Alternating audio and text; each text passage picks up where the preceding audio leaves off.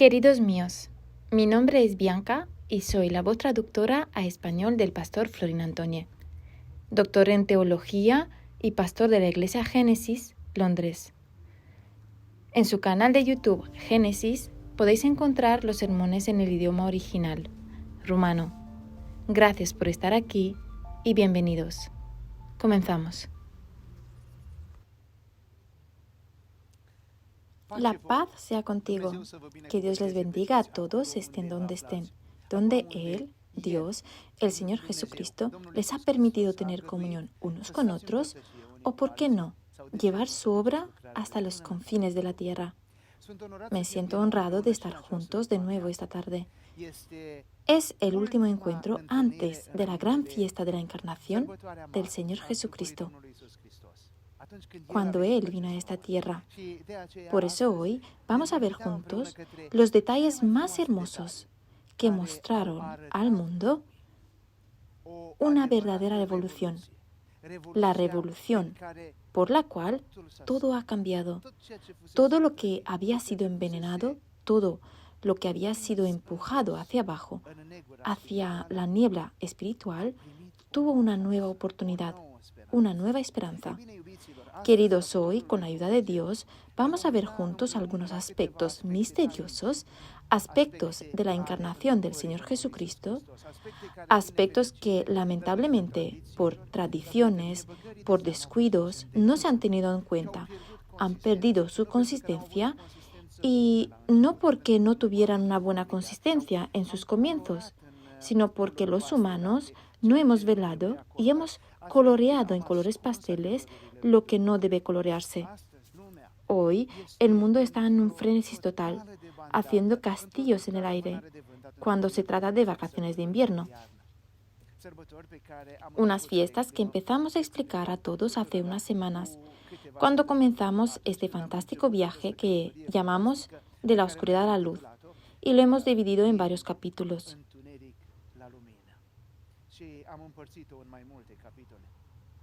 Os recordaré brevemente cosas que yo diría que traen a la mente algunos puntos clave que los ayudarán a comprender lo que vamos a discutir esta tarde, y verán que el mundo se ha dividido en tres grandes categorías: en las personas que son verdaderos devotos a Dios, lamentablemente muy pocos en estos tiempos; luego en opositores directa o indirectamente contra Dios y su obra en esta tierra, y la gran muchedumbre, que no son ni más ni menos que los ignorantes.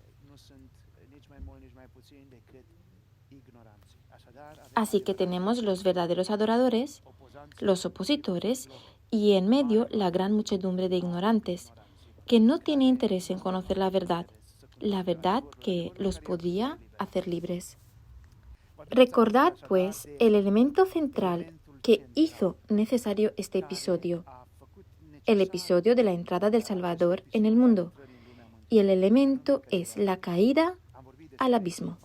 Hablamos de que Dios nos creó a su imagen y semejanza, pero porque caímos, nos hemos vendido al maligno. A través de Adán hemos caído al abismo.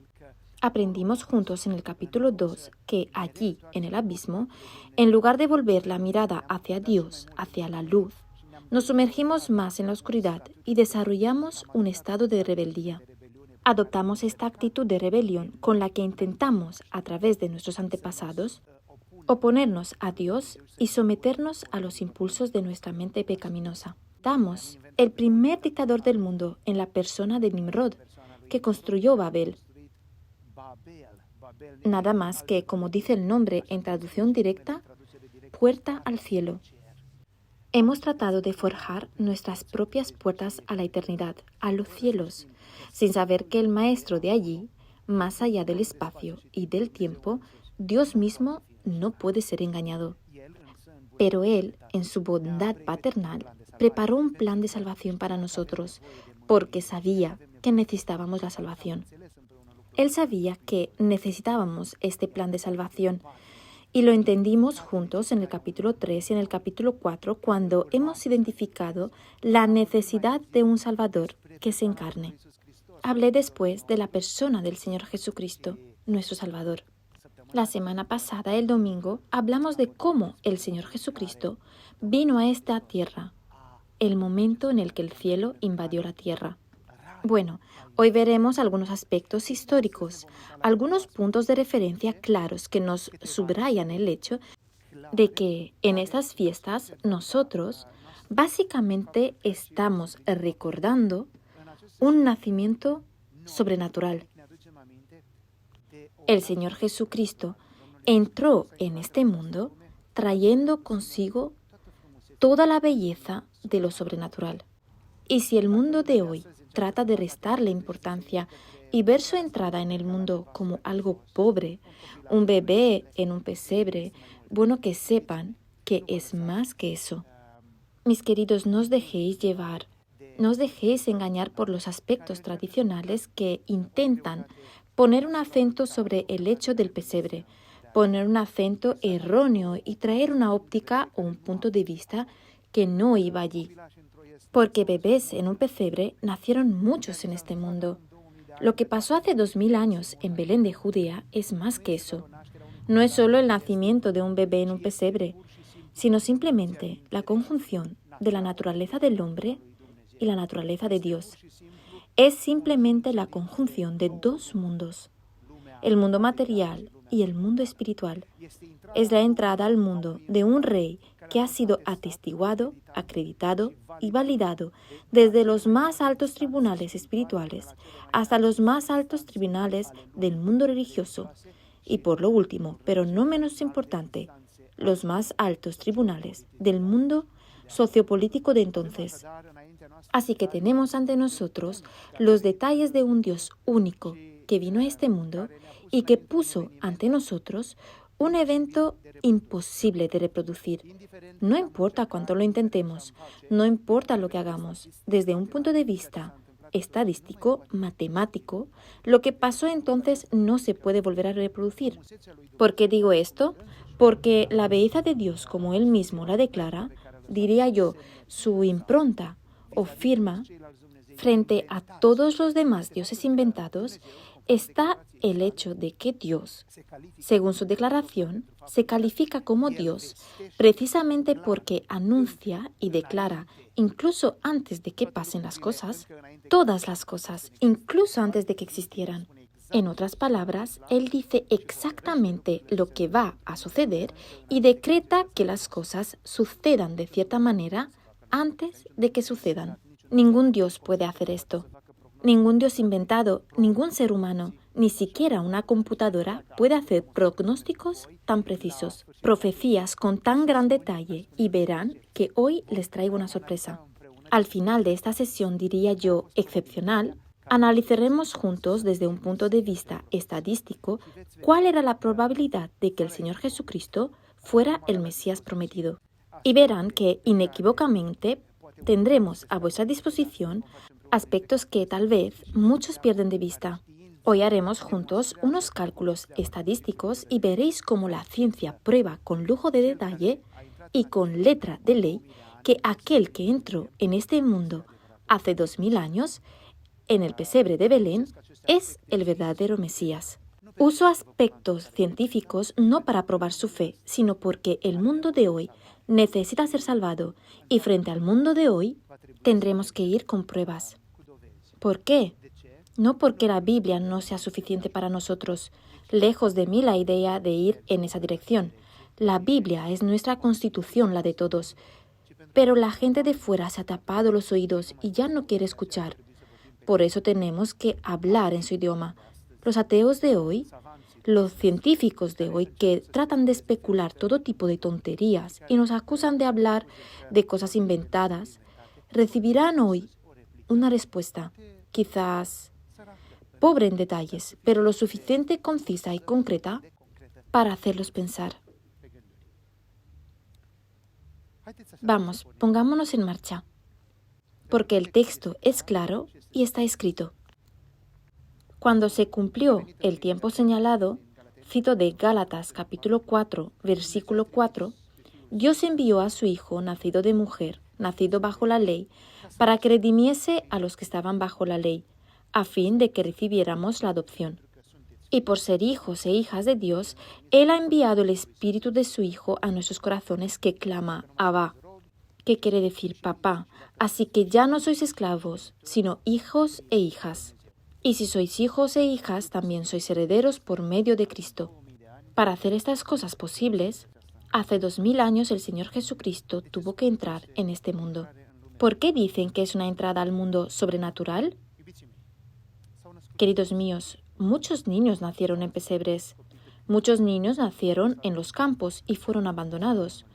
Pero, ¿por qué lo que hizo el Señor Jesucristo fuera tan único? Repito, único. Bueno, Él es aquel cuya entrada a este mundo fue profetizada desde todos los ángulos posibles, con decenas, cientos y miles de años de anticipación. Y verán conmigo algunos detalles. De hecho, sobre su entrada en el mundo, hay no menos de 300 profecías específicas. ¿Qué significa una profecía específica? Es una profecía que aporta tantos detalles que es imposible considerar que proviene del azar o que puede tener alternativas. Por ejemplo, se nos dijo acerca del Señor Jesucristo que nacería de una virgen. Para dar luz a un niño varón de una virgen, es imposible. Aquí se necesita algo sobrenatural. Y si fuera posible que una virgen quedara embarazada, ella no daría a luz a un niño, sino a una niña. Está científicamente probado. Para poder dar a luz a un niño, se necesita el cromosoma Y, que proviene únicamente del hombre. En otras palabras, lo que sucedió hace 2000 años es un milagro en sí. Esta es una profecía específica, que vendrá de una virgen. ¿De dónde sacamos la profecía? En realidad es la primera de las profecías directas especificadas en la Biblia, en el capítulo 3 del libro de Génesis. Esto es lo que dice la deidad allí. Serpiente, la simiente de la mujer aplastará tu cabeza. La mujer no tiene simiente, solo el hombre tiene la simiente. Esta fue nuevamente una profecía directa, señalando el hecho de que, genealógicamente, el Señor Jesucristo entró en este mundo, pero su genealogía está en el cielo. Para poder calificarse como humano, necesitaba encarnarse a través de una huésped, por así decirlo, a través de su madre, pero trasciende desde la eternidad, porque está escrito Juan capítulo 1, versículo 1. En el principio era el Verbo, y el Verbo estaba con Dios, y el Verbo era Dios. Él era desde el principio, y todas las cosas fueron hechas por Él. Colosenses nos dice que todas las cosas fueron hechas para Él, por Él, que es el primogénito de esta creación. ¿Qué significa primogénito? Es una expresión de los antiguos judíos que por eso entendían no el hecho de que Él, como Dios, haya nacido en un momento determinado de la historia, haya nacido en un momento determinado antes de la fundación de la humanidad. Es solo una expresión dirigida al papel que tiene, a la función de heredero de toda la creación. El primogénito es una expresión que los judíos usaban para identificar la función y el papel del primer hijo que entraba en una familia. Así que tenemos profecías específicas, profetas que acreditan a Dios. También en cuanto a este pequeño niño, al que luego conoceremos como nuestro Salvador, tendremos multitud de instancias que validarán su entrada en el mundo. Por un lado, tenemos ángeles descritos tanto en Lucas capítulo 2 como en Mateo capítulo 1 y 2. Veremos que la entrada en el mundo del Señor Jesucristo es anunciada por un arcángel, un milagro en sí mismo. ¿Cuántos de nosotros tuvimos la oportunidad de que un arcángel anunciara públicamente nuestra entrada en este mundo? Ninguno, excepto el Señor Jesucristo. Ese arcángel tuvo una obra fantástica. Se apareció a María, luego a José. Entonces apostilló, si se me permite decirlo, el evento del nacimiento, trayendo consigo una hueste celestial. Aquí hay otro punto de vista. Recuerdan que inmediatamente después del nacimiento del Señor Jesucristo, habían unos pastores que estaban en el campo y mucha gente se pregunta, ¿qué papel tiene esta gente? ¿Por qué Dios no elogió otra categoría de personas? No sé, tal vez el alcalde del pueblo. Lo digo para llamar vuestra atención en cuanto a los roles que tenía la gente en esa época. Quizás el gobernante de la ciudad, tal vez el juez de la ciudad. ¿Por qué pastores? Como vivimos en un mundo moderno, hipermodernizado, tenemos la sensación de que aquí estamos hablando de unas personas de bajo estatus social, pobres, que fueron al pesebre de alguna manera poniendo una nota de humildad a este episodio. No vayan por este camino de interpretación equivocado porque en aquella época estos pastores tenían un rol. En Isaías capítulo 53 nos dice que el Señor Jesucristo vendría al mundo para ser el Cordero de Dios que quitaría el pecado del mundo. Aspecto autenticado en el Evangelio de Juan capítulo 1 y capítulo 2 por Juan Bautista, quien señala al Señor Jesucristo: He aquí el Cordero de Dios que quita el pecado del mundo. En otras palabras, el cumplimiento de esta profecía también. Entonces, cuando tenemos pastores en esta ecuación, el pensamiento automáticamente nos lleva a un aspecto fantástico. Y es que lo que la mayoría no sabe es que durante la Pascua judía, porque lo quieran creer o no, el nacimiento del Señor Jesucristo sucedió durante el periodo de la Pascua. Os diré un poco más tarde en lo que me baso. Fue la única vez que los pastores salieron al campo y vigilaban. ¿Qué estaban viendo o qué estaban vigilando? Ellos velaban por el nacimiento de los corderos y su entrada al mundo, porque ese era el tiempo en los que esos corderos eran seleccionados. Es bien sabido y probablemente recuerdan que ya os lo dije antes, durante la Pascua los pastores elegían los corderos que luego guardaban y cuidaban hasta que cumplían un año. Recuerden luego este aspecto. Tenían que coger los corderos inmediatamente después del nacimiento y guardarlos y velar para que maduren de la mejor y más pura manera posible, para luego ser sacrificados por la expiación del pecado de Israel. Bueno, ¿por qué fue necesario que los pastores presenciaran el nacimiento del Señor Jesucristo más tarde? Los pastores en el campo tenían el papel de seleccionar, de autentificar los corderos que iban a quitar el pecado de Israel. Estos pastores no son ni más ni menos que los que dan autenticidad. Los juristas, entre comillas, que ponían el sello y, digamos, decían, sí, hemos venido y hemos visto el Cordero que ha de ser el que quitará el pecado del mundo. Es por eso por lo que estaban allí los pastores. En el Talmud tenemos descrito muy claramente las actividades de los sacerdotes, que en conjunto con los pastores de ese tiempo, es decir, los pastores debían mantener sus ovejas en el campo entre los periodos de Pascua y Sukkot. Inmediatamente después del Sukkot, las ovejas se juntaban en el redil y se guardaban hasta la Pascua. La Pascua está en algún lugar entre finales de marzo y mediados de abril en nuestros calendarios. El Sukkot es la última fiesta, es alrededor de octubre, según nuestros calendarios. El hecho de que estos pastores estuvieran en el campo invalida el hecho de que el Señor Jesucristo nació en diciembre. Sin embargo, vuelvo a esto un poco más tarde. Lo que me interesa es que comprendáis que su venida al mundo tenía que ser aprobada y validada en todos los sentidos y desde el punto de vista del papel que tenía, es decir, el Cordero de Dios que quita el pecado del mundo, y desde el punto de vista del hecho que era emperador, también del punto de vista que era sacerdote, del punto de vista de que él era un profeta y él era rabino de Israel, el Salvador del mundo. Entonces, estos pastores vinieron a certificar y justificar el hecho de que era el Cordero de Dios.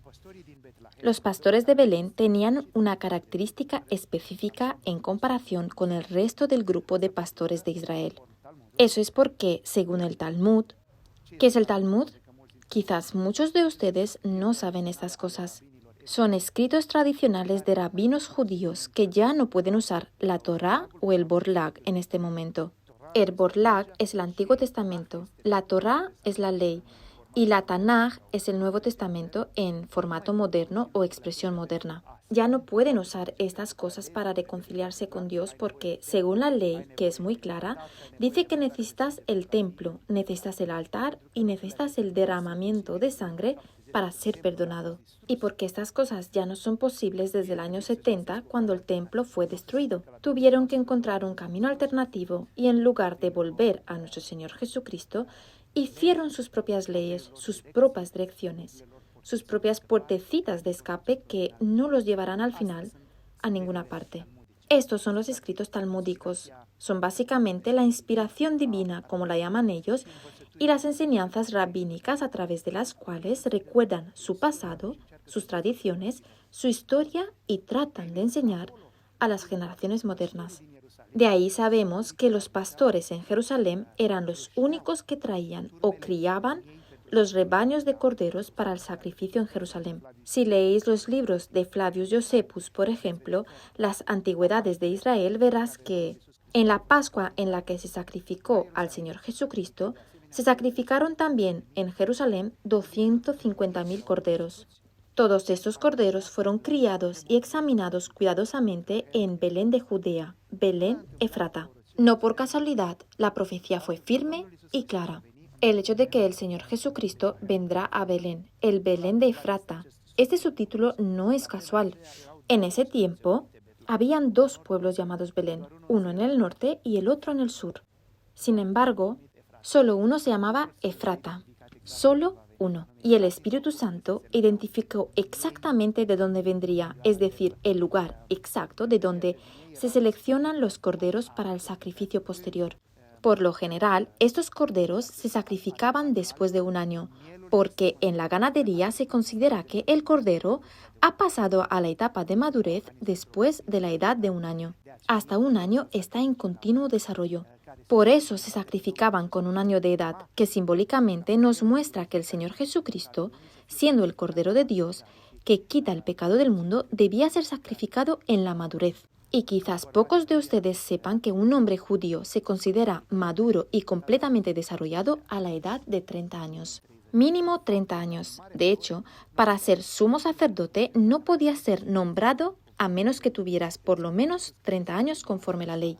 Veis que el Señor Jesucristo cumplió varios parámetros. Así que los pastores vinieron y dieron el visto bueno.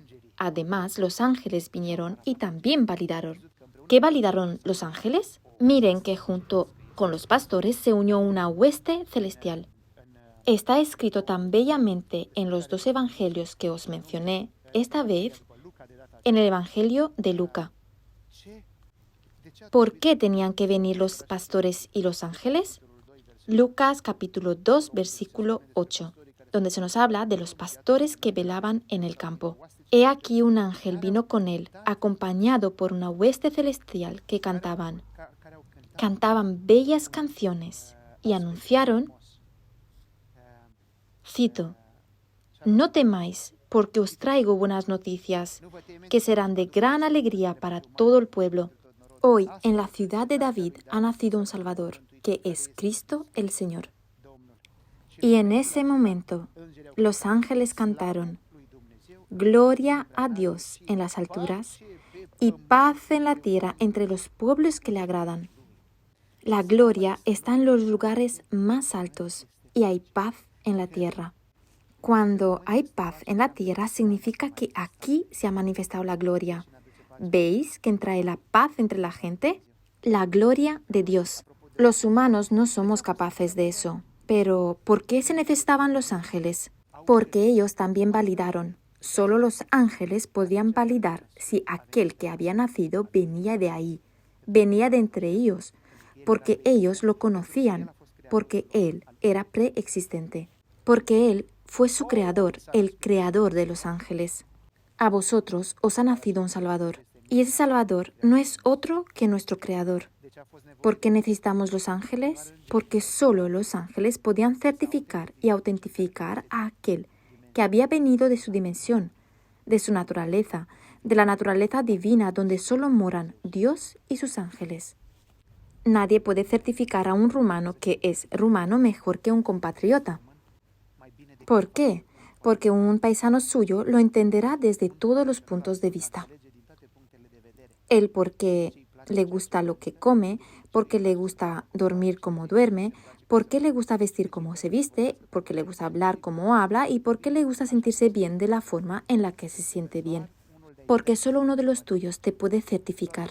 Solo uno de tu familia puede reconocerte y amarte como un verdadero hermano o una verdadera hermana. Así que, mis queridos, los pastores han autentificado que Él, el Cordero de Dios, es aquel quien más tarde podría quitar el pecado del mundo. Los ángeles, en cambio, autentificaron que Él es el enviado de arriba, el enviado del cielo. Por favor, díganme, ¿cuántas de las personas de hoy, de la historia pasada, presente y probablemente futura, recibieron estos honores? Que su nacimiento sea anunciado por un heraldo divino, por un arcángel. Los arcángeles son básicamente los generales de Dios, si pudiera decir eso. Más que eso. Que el aspecto espiritual de tu vida sea validado por los encargados, en extensión, del sacerdocio a través de los pastores. Más que eso. Inmediatamente después, no entramos aquí en detalles, especulaciones sobre la fecha, cuando llegaron los magos. Os hablé de ellos el domingo. En resumen, estos magos, yo diría sabios de antaño, tan sabios que hoy heredamos su conocimiento. El hecho de que tengamos 360 grados en un círculo, 60 minutos en una hora, es porque estas personas, llamados Reyes Magos,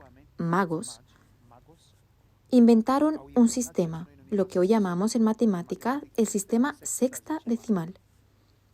Esto es porque no hay 400 grados en un círculo y solo 360, porque todo funciona en base 6. ¿Quién inventó esas cosas? Astrónomos y científicos, entre comillas, de aquellos tiempos. Nada más, nada menos que estos magos. Os lo dije el domingo y no insisto. Aquí no eran ni 3, ni tampoco venían en 3 camellos vagando por el desierto. Estas personas eran los magistrados de esa época. De ahí el concepto magistrados del Imperio Pardo. El Imperio Parto fue la roca, el coloso que el Imperio Romano no pudo tocar. De hecho, el Israel de ese tiempo, donde se colocó a Herodes como rey, no era más que un área, una franja, una zona de amortiguamiento entre los dos grandes imperios, el romano y el parto. Bueno, los magos, los magistrados, tenían un papel específico. Sepan que eran la única autoridad constitucional de esa época, que tenía la posibilidad, el poder de nombrar o derrocar un emperador. Si los pastores eran los que podían autenticar si el Cordero de Dios era verdaderamente el Cordero de Dios y si es bueno para el sacrificio, los magos son los que tenían la autoridad para reconocer formalmente el derecho al reino. ¿Cómo sabían estos magos? Se encuentra escrito en Daniel. Los magos tuvieron a Daniel el judío como su líder por un tiempo. Aunque eran una línea hereditaria de sacerdotes caldeos, Dios permitió que Daniel fuera su líder por un tiempo. Y aquí Daniel no se quedó en balde, les instruyó, les dijo exactamente cuándo vendría el rey, Mesías. ¿Cómo lo supo Daniel? Porque Daniel leyó la Biblia y buscó en la Biblia. ¿Cómo lo supo Simeón, que tenía a Jesús en sus brazos? Porque escudriñó la palabra de Dios y el Espíritu Santo le informó. ¿Cómo lo supo Ana, la profetisa?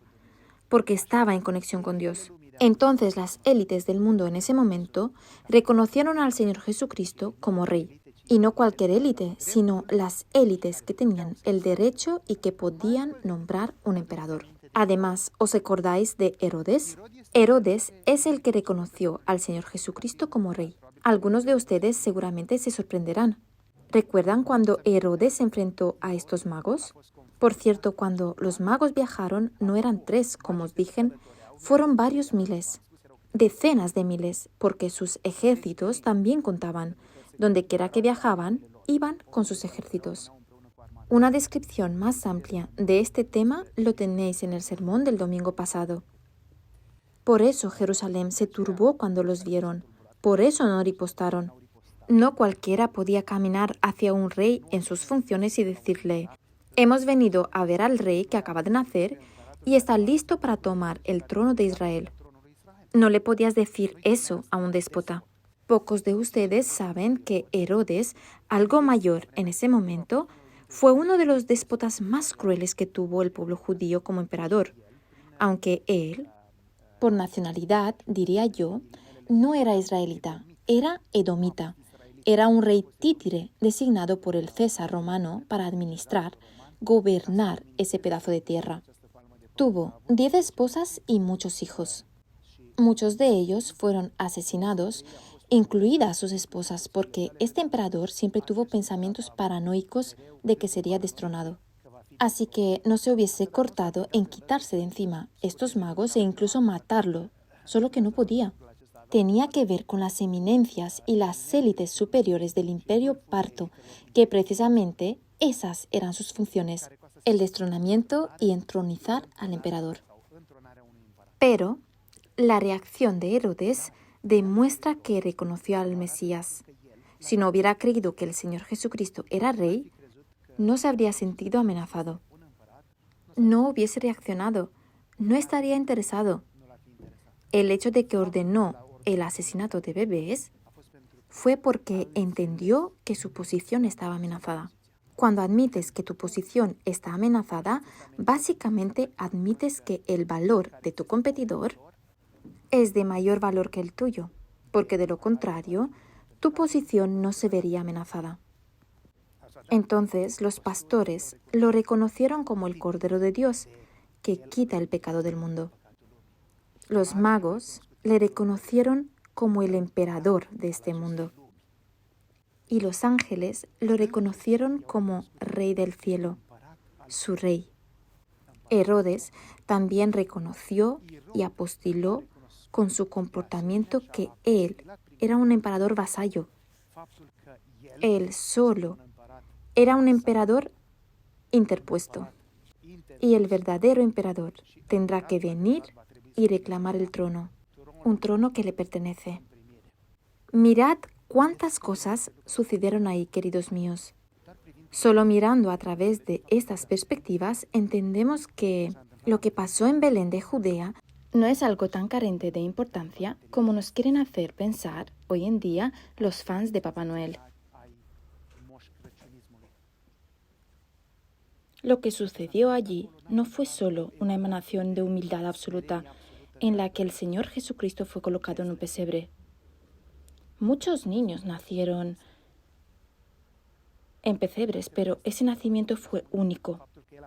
El hecho de que fue rechazado por todos es porque detrás de nuestro mundo visible también hay un mundo invisible que luchaba con sus cuchillos espirituales desvainados sobre la mesa. El mundo del mal no quería a nuestro Señor en el mundo. ¿Por qué? Porque sabía que desde ese momento comenzaba su fin. Estoy hablando aquí de Satanás. Cuando el Señor Jesucristo entró en el mundo, Satanás sabía que su fin había comenzado. Sabía que ya no tenía lugar y que poco a poco sería expulsado de este mundo. Por eso luchó con todas sus armas. Ahora, debido a que Él gobierna sobre esta tierra que robó a través de Adán, trató de tender trampas en todo momento. Pero el nacimiento sobrenatural del Señor Jesucristo, único en la historia, tiene detalles aún más interesantes que ese. ¿Recuerdan lo que vieron los Reyes Magos? Vieron una estrella. Mucha gente piensa que solo había una estrella y probaron todo tipo de variaciones extrañas. Algunos pensaron que era Júpiter, otros pensaron que era Júpiter alineado con Venus, por eso esa luz era tan fuerte. Ninguna de las dos opciones resiste a las realidades de la época porque solo los magos la vieron. ¿Cómo es que nadie en Jerusalén vio estas cosas? ¿Cómo viajó esta estrella por el cielo y también apareció y desapareció cuando fue necesario? Porque está escrito, cuando llegaron a Jerusalén, la estrella desapareció. Reapareció solo cuando los reyes magos dejaron a Herodes. Y bien, en el idioma original se llama Koshav. Koshav es un concepto que expresa luz, pero muchas veces no una luz física, una emanación de fotones como pensamos. Por ejemplo, en Juan capítulo 1, versículo 1, está el Señor Jesucristo y ahí vemos su genealogía auténtica, real, que Él era Dios, Él era preexistente. No tenía ni principio ni fin.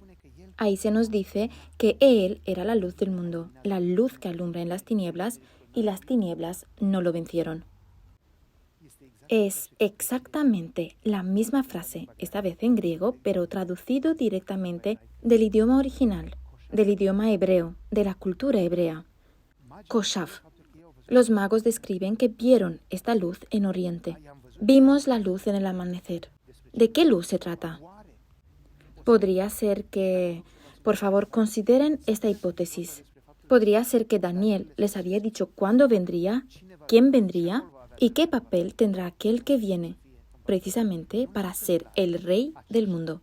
No es casualidad que estos magos le trajeron proféticamente 3 regalos: oro, mirra e incienso. Por favor, tengan en cuenta que estamos tratando con las élites del mundo, los líderes del mundo. Se podría decir en nuestros tiempos, los líderes del nuevo orden mundial. Le regalaron oro.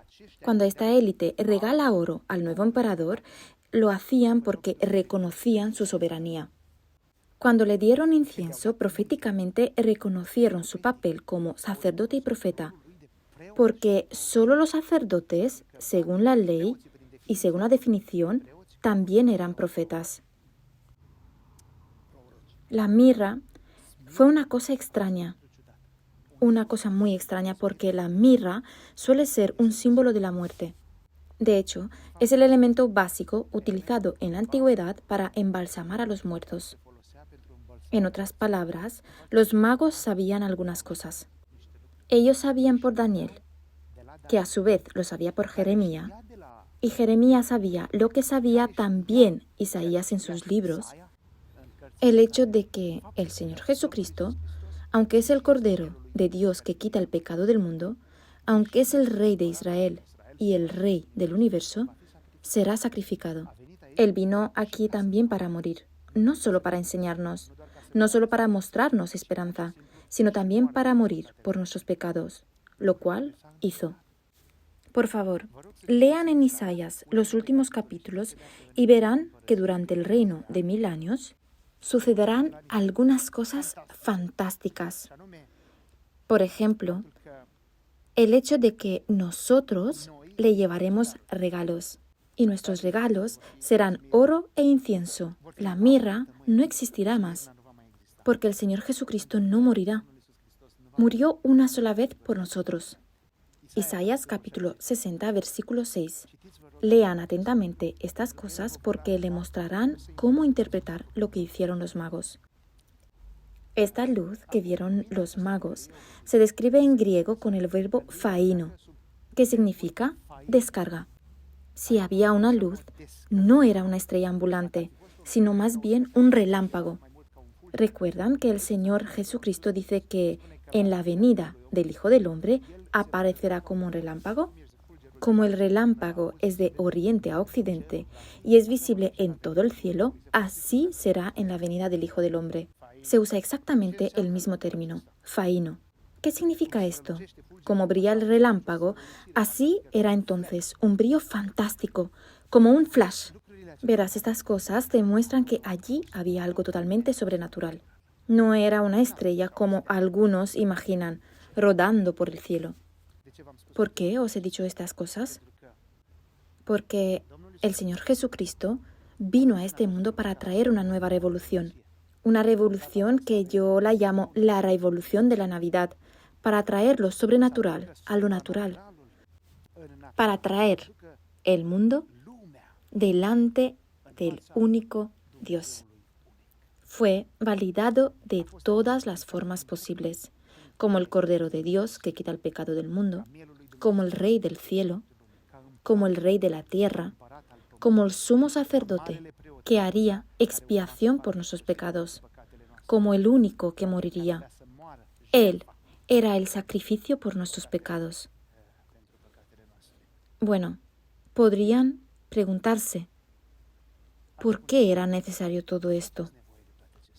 Precisamente porque el Señor Jesucristo sabía que muchos falsos profetas vendrían al mundo. Muchos. Por eso, Él validó su entrada en el mundo de esta manera, cumpliendo las profecías que hablaban de Él, para poder hacer de este evento un evento imposible de reproducir, porque fue atestiguado de muchas maneras. Ahora, al final, tengo un regalo para vosotros y me gustaría hacer un análisis lógico, matemático y estadístico juntos. De hecho, lo haremos porque necesitamos entender el peso de los acontecimientos de aquel entonces. Entonces lo vamos a mirar juntos. He preparado algunas dispositivas que te ayudarán a encajar científica y estadísticamente, porque la ciencia no hace más que probar a Dios aún más. Aquí comenzamos hoy, por lo tanto, con una expresión que ven en esta diapositiva, precisamente midiendo nuestra fe, nuestra confianza. Comenzamos con una pregunta. ¿Qué tan seguros podemos estar de la información presentada en la Biblia? La palabra de Dios, una colección de libros que muchos ponen en el polo de la infamia por considerarla demasiado arcaica y repleta de leyendas. Pues van a ver que, entre comillas, estas leyendas o mitos no son mitos ni leyendas, sino verdades que fueron profetizadas decenas, cientos y en algunos casos miles de años antes. No olviden lo que apunté aquí en esta diapositiva. La gloria de Dios está en encubrir las cosas, pero la gloria de los reyes está en su investigación. Quiero llamar su atención porque en la palabra de Dios, en la Biblia, tenemos 8.362 versículos predictivos, de los cuales 1.812 son profecías específicas y 737 de los versículos tienen elementos proféticos implícitos. Más que eso, estos escritos judíos de los que os estoy hablando ahora, que nosotros consideramos la Biblia, fueron traducidos al griego en el año 270. ¿Por qué os menciono esto? Pues porque el idioma griego es mucho más firme y estricto que cualquier otro idioma del mundo. Cuando los traductores tradujeron todas estas cosas, hallaron la realidad y la describieron exactamente como es, sin ninguna desviación. En todos estos escritos encontramos más de 300 profecías sobre la venida a la tierra del Señor Jesucristo, a quien llamamos el Mesías. Profecías específicas, extremadamente claras, con extremadamente detalles. Son difíciles de recrear, dado su número y detalles específicos. Por ejemplo, se nos dice que nacerá de la simiente de David, que nacerá de una virgen, que nacerá en Belén, que será enviado a Egipto, que habitará en Nazaret de Galilea, que su venida será anunciada por un heraldo. También tenemos detalles sobre la masacre de los niños en Belén o el hecho de que proclamará el jubileo de todo el mundo. Más que eso, tenemos detalles de lo que sucederá cuando llegue a Jerusalén, el hecho de que entrará triunfante, el hecho de que será traicionado por uno de sus amigos por 30 piezas de plata, el hecho de que se le dé a beber vinagre o hiel, el hecho de que sus ropas serán repartidas por sorteo, también que será traspasado en sus manos y pies, o que ningún hueso será quebrado. ¿Veis todos estos detalles? Todos estos hitos son solo una parte de las 300 profecías específicas, tan claras que os invito a todos los que quizás no entiendan cómo funcionan las profecías, considerando que en estos tiempos, lamentablemente, tenemos todo tipo de profetas profetizándonos cosas bizarras, pero tan generales que, en realidad, no son profecías, son tan solo opiniones personales. Cuando hablamos de profecía bíblica, estamos hablando de profecías tan claras, con detalles tan exactos, que es imposible no notarlas cuando suceden. Os invito a ver 8 de ellas. Repito, hay 300, con especificaciones tan claras, pero ahora no tendríamos tiempo de analizarlas todas. Veremos 8 de estas profecías e intentaremos calcular matemáticamente algunas probabilidades sobre su ocurrencia. Vamos a ver si pasaron por casualidad o simplemente porque así fue en la historia. Vamos a ver entonces 8 de estas profecías. La primera de ellas se encuentra en el libro de Miqueas, capítulo 5, y cito: «Pero tú, oh Belén Efrata, aunque eres pequeña entre las familias de Judá, de ti me saldrá el que será el gobernante de Israel, cuyo linaje es antiguo desde los días de la eternidad». Mirad aquí, pues, la primera profecía que predice con, diría, asombrosa precisión dónde nacerá el Señor Jesucristo. Mica, capítulo 5, versículo 2. Y tengo una pregunta para ustedes. ¿Cuál es la probabilidad de que una persona escogida al azar de todo el mundo nazca en Belén de Judea? Bueno, si miramos la diapositiva, las probabilidades, dije yo, de manera optimista y a la vez benévolo con quienes consideran que aquí estamos hablando de cosas a nivel de quimeras, mitos o leyendas, dije que tal vez 10.000 personas de 1 billón de personas nacieron en toda la historia. Si tuviéramos que elegirlos al azar del Belén de Judea de aquel entonces. Bueno, esto se traduciría para aquellos de ustedes que estudian matemáticas, para simplificar las cosas, 10 a la 4ª potencia, de 10 a la 9ª potencia. ¿De dónde hemos llegado a esta conclusión? Básicamente porque 10.000 es 10 a la 4ª potencia. Básicamente cuentas los ceros finales. 10 elevado a 9ª potencia es 1.000 millones. Para acortar todos esos aspectos técnicos, 1 de 10 a la 5ª potencia sería prácticamente la probabilidad de que se trate de una persona en concreto. Encontramos luego registrado en Zacarías 9 lo siguiente: «Alégrate mucho, oh hija de Sión, da voces de júbilo, oh hija de Jerusalén. He aquí tu rey viene a ti justo y victorioso, humilde y montado sobre un asno, sobre un borriquillo, hijo de asna».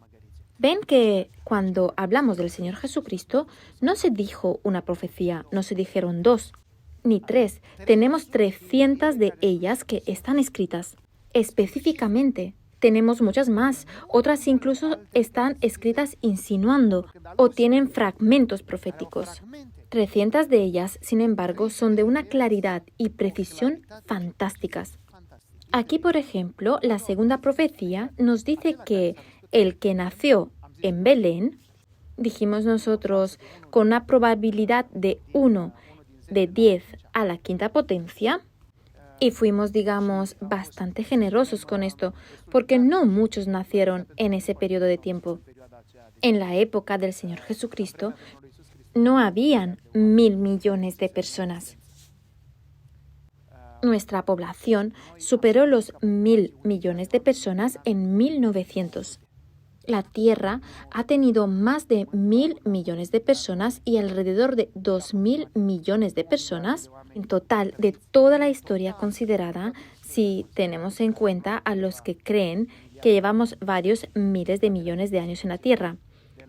108.000 millones de personas concretamente.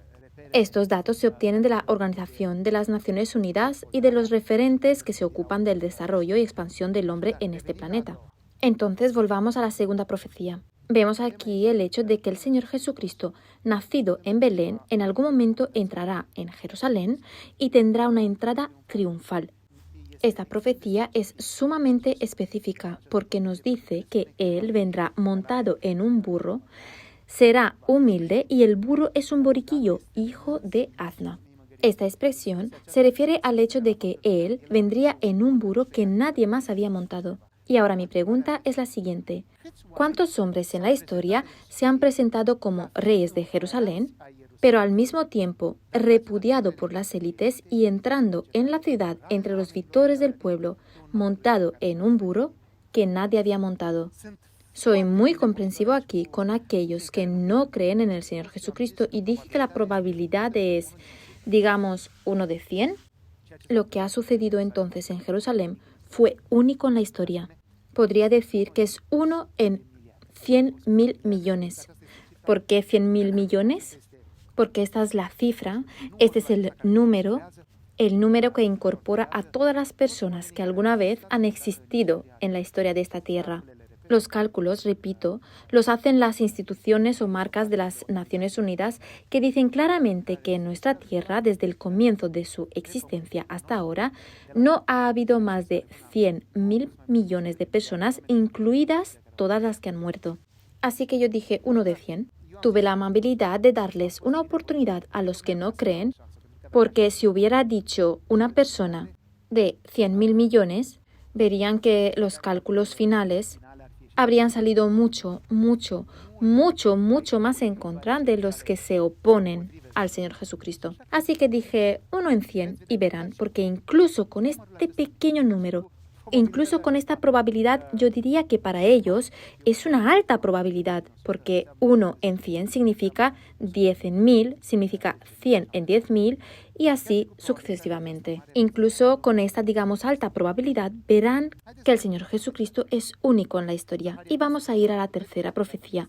Zacarías 11:12 esta vez nos dice: «Si les parece bien, dadme mi pago, y si no, déjenlo estar». Y pesaron por mi trabajo 30 piezas de plata. Muchos años antes de que el Señor Jesucristo fuera vendido por sus amigos, aquí tenemos por lo tanto una profecía que habla de la manera en que Él será vendido. Y se nos dice exactamente por qué cantidad de dinero. Queridos del Señor Jesucristo, o aquellos que os gustan los profetas y las profecías, ¿veis cómo son las profecías de Dios? ¿Veis su precisión? No se te dice, podrías estar en problemas. Todos tenemos problemas. Si de verdad tengo un problema, o lo tendré, dime de parte del Señor, ¿qué problema será? ¿Cuándo será? ¿Quién será el que me traerá este problema? ¿Cuánto tiempo sufriré? ¿Qué parte de mi cuerpo sufrirá? Estas son las profecías específicas. No me digas generalidades como que voy a tener un problema, porque problemas vamos a tener todos.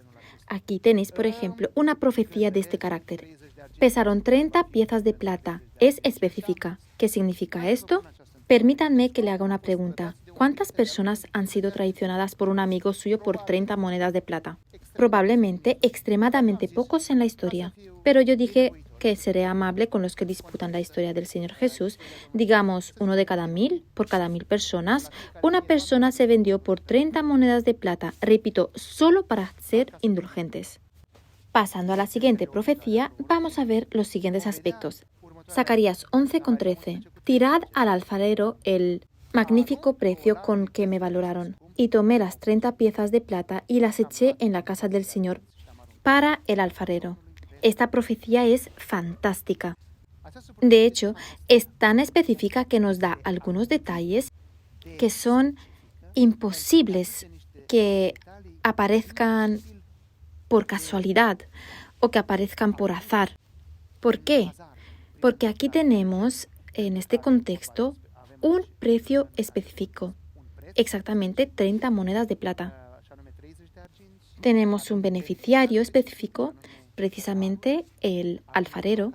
Tenemos un lugar de la transacción y es la casa del Señor. Una profecía que se cumplió y está escrita mucho más tarde de lo profetizado, registrada en Mateo capítulo 27. En la crónica hecha por el evangelista Mateo, donde se cuenta que Judas, el vendedor, al ver que el Señor Jesús estaba condenado a muerte, se arrepintió, trajo las 30 piezas de plata y se las entregó a los sacerdotes y ancianos más importantes y dijo: «He pecado porque he vendido sangre inocente». «¿Qué nos importa?», decían. Y respondieron: «Cosa tuya». Entonces Judas tiró la plata en el templo y fue a ahorcarse. Los principales sacerdotes recogieron toda la plata y dijeron: «No está permitido ponerlos en el tesoro del templo, porque es precio de sangre». Y después de hablarlo, compraron con ese dinero la farina o la tierra del alfarero, que es ahora un lugar para enterrar a los extranjeros. Es por eso que esa tierra ha sido llamada tierra de la sangre hasta el día de hoy.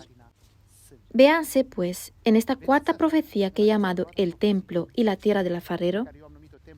La siguiente pregunta que les hago es, ¿cuántas personas en toda la historia han sido traicionadas por un amigo suyo por 30 piezas de plata?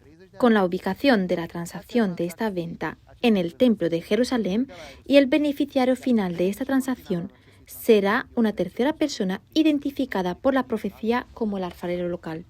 Es fantástica esta profecía, es fantástica porque es tan específica que es única, imposible de reproducir. Ya ni siquiera tenemos el templo de Jerusalén. Ya no existe esa tierra del alfarero. Ese sitio desapareció. Era específico para una ubicación específica. Ya no tenemos más dinero de plata. Ya no tenemos sacerdotes para hacer la transacción.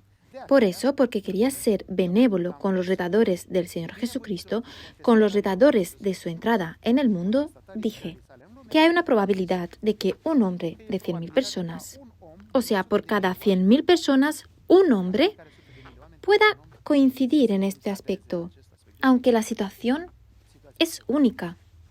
Ahora verán por qué soy tan amable. Porque aun siendo benévolo, aun poniendo esta probabilidad 1 en 100.000, es una probabilidad alta que sucediera frente a lo que en realidad era un caso único.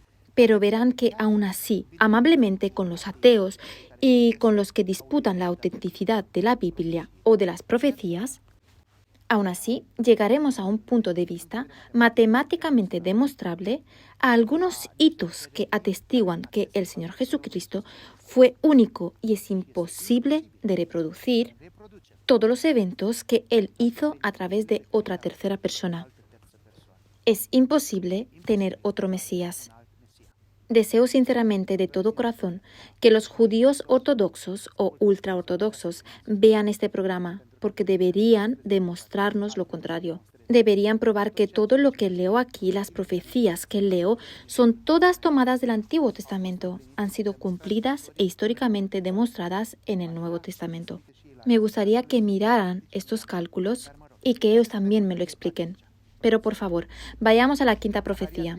Zacarías 13:6. Si alguien le pregunta, ¿de dónde vienen estas heridas que tienes en las manos? Él responderá, en la casa de los que me amaban las recibí. ¿Veis? Esta profecía se está cumpliendo y se registra inmediatamente después de que se cumplió. En Juan 20, cito, Tomás, llamado el mellizo, uno de los 12, no estaba con ellos cuando vino Jesús. Entonces los otros discípulos dijeron, hemos visto al Señor. Pero él les respondió, a menos que vea en sus manos las marcas de los clavos, y a menos que meta mi dedo en las marcas de los clavos, y meta mi mano en su costado, no creeré. Después de 8 días, los discípulos de Jesús estaban de nuevo en la casa, y Tomás también estaba con ellos. Mientras las puertas estaban cerradas, llegó Jesús, se sentó en medio de ellos, y les dijo, la paz esté con vosotros, Shalom Alejem. Tomás, trae tu dedo aquí y mira mis manos. Y trae tu mano y ponla en mi costado. Y no seas incrédulo, cree. Como respuesta le dijo, mi Señor, oh mi Dios. Toma, le dijo Jesús, porque me has visto, has creído. Pero felices los que no vieron y creyeron. ¿Veis, amados míos? El Señor Jesucristo fue herido en la casa de sus amigos. Fue herido por los que no creían en Él, aunque habían caminado con Él durante 3 años y medio. Los que comían en su mesa, dormían en la misma habitación con Él. Los que vagaron la tierra con Él. Los que se sentaron y escucharon sus historias y todas las enseñanzas. Pero mi pregunta es, ¿cuántas personas crees que han sido lastimadas en las casas de sus amigos por las palabras y la desconfianza de sus amigos? Y porque a menudo sucede que nos hierran, yo diría que hay una probabilidad alta de 1 en 1000. Cuando tienes 1 en 1000 millones, es una pequeña probabilidad. Cuando tienes 1 en 1000, hay una probabilidad alta de que esto suceda porque hay mucha gente que se siente herida en estos días. Bueno, vamos a la profecía número 6, que es aún más específica. Cito de Isaías 53, versículo 7. Cuando fue atormentado y oprimido, no abrió la boca como cordero llevado al matadero y como oveja muda delante de sus trasquiladores. No abrió la boca. La pregunta ahora es esta. ¿Cuántas personas acusadas de delitos capitales no se defendieron en absoluto durante el juicio? incluso si estuviéramos hablando de personas totalmente inocentes. Yo dije, bueno, aquí yo di una probabilidad alta, tal vez 1 en 1000. Tal vez también hay personas que son tranquilas o también son introvertidas. Por eso mismo les di una probabilidad alta de 1 en 1000. Digamos que 1 en 1000 han sido igual de callados en su juicio como el Señor Jesús, pero aún así verás la séptima profecía que es aún más específica. Isaías 53, versículo 9. Se dispuso su sepultura al lado de criminales y en una tumba de ricos recibió sepultura, aunque no había hecho violencia ni engañó a nadie. Entonces, con la séptima profecía os hago la siguiente pregunta. ¿Cuántas personas murieron entre los pobres, pero luego fueron enterradas con los ricos? Estoy siendo muy generoso cuando digo 1 de 1000, porque en general esto es extremadamente raro. Por lo general, las personas que son pobres, que provienen de los estratos sociales pobres, no tienen ese derecho después de la muerte, la oportunidad de ser enterradas en una tumba tan valiosa como las élites del mundo. Generalmente son ignorados, pero dije una probabilidad bastante alta aquí, 1 en 1000, siendo muy generoso, repito, con los retadores de los creyentes y verán en qué me estoy basando. Pasamos ahora a la profecía final de esta noche. 8 hemos puesto a vuestra disposición porque si tomamos las 300 hubiese sido demasiado. Cito del Salmo 22, versículo 16. Porque algunos perros me rodean, una banda de malvados me ha cercado. Han atravesado mis manos y mis pies. Entonces aquí hay una profecía a través de la cual nos enteramos que el Señor Jesucristo será ejecutado por crucifixión. Por favor, comprendan que la crucifixión como técnica de ejecución se inventó alrededor de 700, 800 años después de que se escribiera este salmo. Este salmo fue escrito por el rey David en algún lugar alrededor de 900, 970, 1000, 980 antes de Cristo. Unos 700 años, entonces alrededor de 700, 800 años antes de que surgiera esta técnica de ejecución por crucifixión. Entonces, esta frase en el Salmo 22 es única por definición porque nos muestra proféticamente algo que la gente ni siquiera pensaba que era posible todavía, porque todavía no existía. Pero les hago la siguiente pregunta. ¿Cuántas personas en la historia, tomadas por casualidad, murieron teniendo las manos y los pies perforados? Obviamente, estoy siendo extremadamente generoso aquí cuando digo 1 en 10.000. Cada 10.000 personas, una persona moría al ser crucificada. Estoy siendo extremadamente generoso porque esta cosa era extremadamente rara, teniendo en cuenta cuándo se inventó y los momentos posteriores. Ahora, para terminar, hagamos una retrospectiva y comprenderán por qué he sido tan generoso. Si hubiese sido extremadamente estricto con los datos y las probabilidades estadísticas, bueno, probablemente aquellos que nos desafían ni siquiera habrían tenido la oportunidad de bajar la cabeza. ¿Quieren saber por qué? Por favor, miren este diapositivo.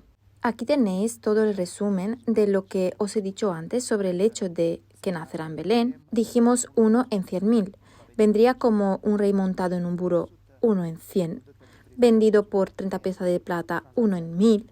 La transición en el templo 1 en 100.000 y así sucesivamente. Bueno, para entender cómo funcionan las probabilidades estadísticas, permítanme una breve lección. Es muy breve y prefiero que sea así porque ya no estamos aprendiendo matemáticas, pero nos maravillamos de la exactitud de la Biblia.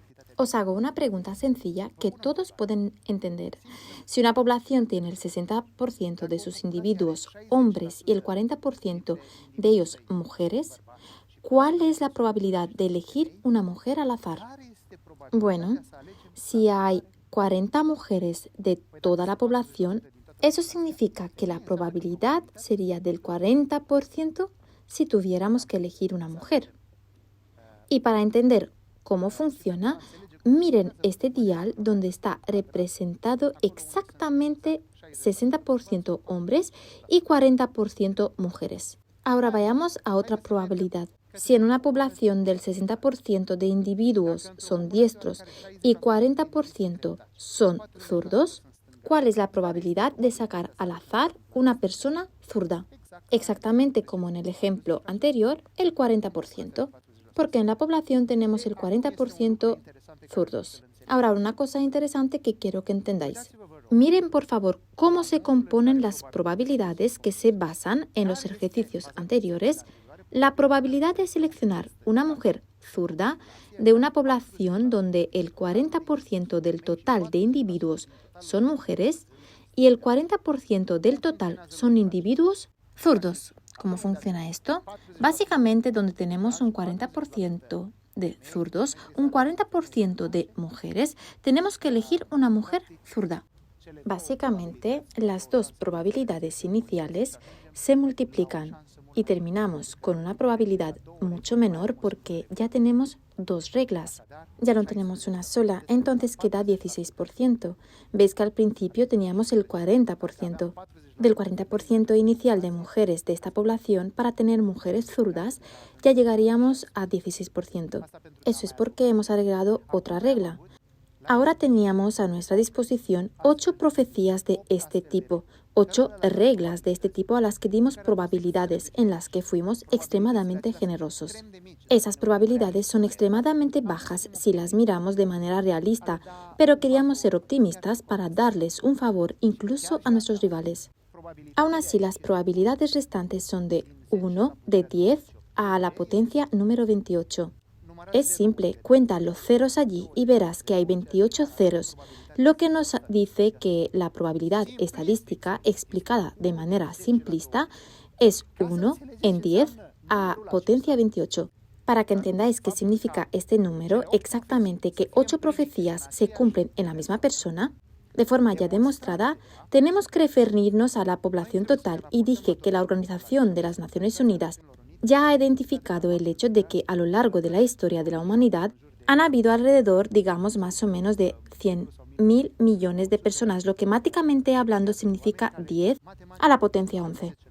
Sabemos que según las probabilidades combinadas de antes, 10 en la potencia 28 menos 10 en la potencia 11, que es la población total, tendríamos 10 en la potencia 17. ¿Qué significa esto? Que la probabilidad de que el Señor Jesucristo sea el Salvador del mundo y haya cumplido 8 de las 300 profecías específicas, aunque incluyamos este optimismo o buena voluntad que mostraremos a los redactores, será de 10 a potencia 17. Ahora la siguiente pregunta sería, ¿saben lo que significa este número? 10 a la potencia 17. Imagine un contenedor lleno de céntimos y ahí también una vieja moneda de 2 céntimos.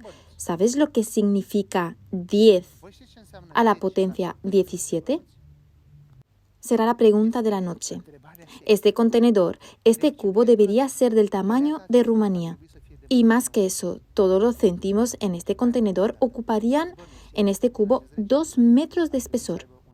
Aquí, la casualidad, la probabilidad de que el Señor Jesucristo haya cumplido estas profecías por casualidad o la casualidad de que todo fuera solo una leyenda, en base siempre a estos datos estadísticos de la historia y todo lo que pasó, la probabilidad de que esto sucediera de casualidad, esta oportunidad, esta casualidad, es lo mismo que tomar un céntimo, colorearlo con un color específico, tirarlo después en una superficie como toda Rumanía, en un cubo tan grande como Rumanía, que tiene una capa de 2 metros de espesor, lo mezclas todo bien y a alguien se le vendan los ojos y después escoge ese mismo céntimo.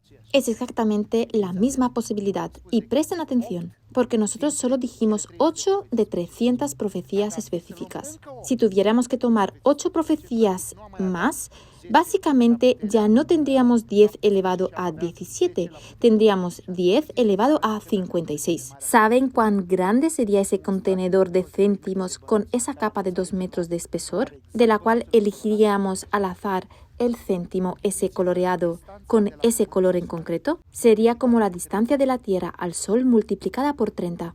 Y ahí hubieran sido solo 16 de las profecías, queridos míos. ¿Qué significa esto? Que lo que ha pasado hace 2000 años en Belén de Judea, comprobado a través de hitos históricos, a través de los escritos de los cronistas, fue un elemento único en el que el cielo descendió a la tierra, en el que el Salvador del mundo vino a esta tierra para mostrarnos la belleza del cielo, la esperanza de la salvación y la alegría de volver a ser amigos de Dios.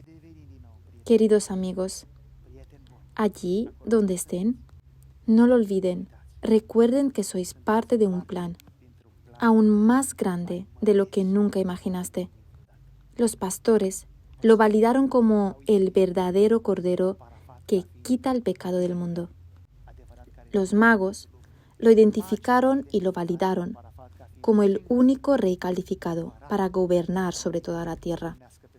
Incluso Herodes, involuntariamente por el miedo que tenía, también lo validó. Los ángeles lo identificaron como el Rey del cielo que había bajado a esta tierra. El testimonio de ellos, el testimonio de los arcángeles. Cristo, por lo tanto, vino. Ahora, depende de ti lo que hagas. Que Dios les bendiga. Llegamos pues al final de este sermón, con la esperanza de que para el miércoles, para cuando tengamos otra teoría puesta en práctica, ya estaremos en un nuevo año y habremos caminado con el deseo en nuestro corazón de ser discípulos de nuestro Señor Jesucristo. Padre, gracias por la lección de esta noche. Gracias por estar con nosotros, por bendecirnos y amarnos. Gracias por todo lo que eres y por todo lo que nos das. Seas glorificado, honrado y bendecido. Gracias, Señor Jesús, por elegir entrar a este mundo y hacerlo tan majestuosamente. Dejaste que el cielo derramara toda su belleza y alegría sobre la tierra y dejaste tantos puntos de vista y tantos puntos de referencia para que no nos perdiéramos. Gracias por la maestría con la que escribiste la historia, de manera que hasta los más empedernidos ateos en su alma no pueden disputar, ni el más feroz retador no puede hablar en tu contra. Gracias por ser maravilloso y justo. Amén.